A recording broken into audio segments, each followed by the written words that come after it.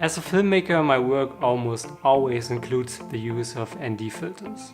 So of course I was really excited when PolarPro recently reached out to me to tell me about their new ND filter series for full frame cameras, the PolarPro QuartzLine. And I got even more excited when they sent me some of the new filters to try them out. So this morning, for the first time, I went out with the new filters, and I just want to tell you guys what I think about them.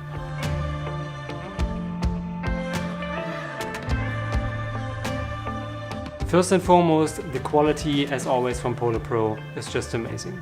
Each filter comes in a rubber-coated box and an additional soft shell case.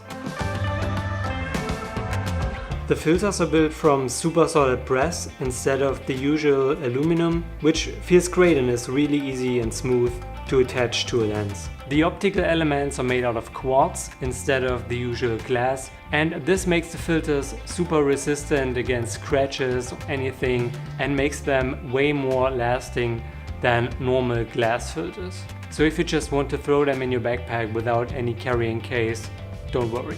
But the PolarPro QuartzLine not only includes ND filters but also variable polarized versions, which means that besides blocking out the light hitting your sensor and that way allowing you to keep your shutter speed low for a cinematic motion blur, the polarized coating cancels out reflections coming from shiny surfaces and that way make your images look more professional and less harsh, and the overall colors more vibrant. This comes in really useful if you're shooting a lot outside in the bright sun. So if you're, for instance, a travel filmmaker or something similar, these filters are a must-have.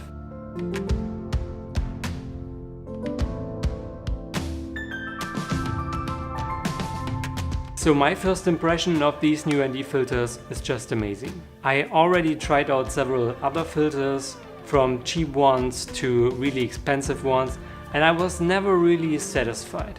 But in my opinion, the PolarPro QuartzLine is definitely worth it, because you're getting a great build quality and image quality with a really high color accuracy without unwanted color shifts, which you get a lot with cheaper filters. So I will now test out these filters over the next couple of weeks, and at the end of the month I will put together an in-depth review for you guys. So definitely stay tuned for that. But if you already have some questions about these filters, feel free to leave them down in the comments. Hit that like button if you haven't already and subscribe to the channel to see more filmmaking related videos like this one, and I hope to see you guys in the next video.